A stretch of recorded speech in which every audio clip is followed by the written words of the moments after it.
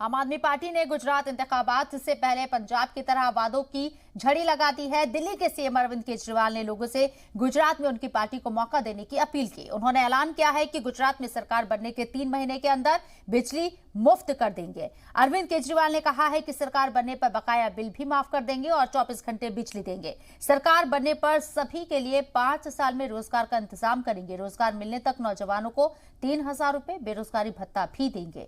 10 लाख सरकारी नौकरियों का इंतजाम करेंगे। 18 साल से ऊपर की हर खवातीन को 1,000 रुपए महीना दिया जाएगा। केजरीवाल ने ऐलान किया कि अगर सरकार बनी तो गुजरात पुलिस की सैलरी मुल्क में सबसे अच्छी होगी।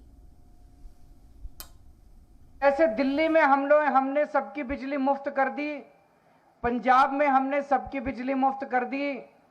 ऐसे गुजरात में हमारी सरकार बनेगी तो 3 महीने के अंदर गुजरात के लोगों की बिजली मुफ्त कर।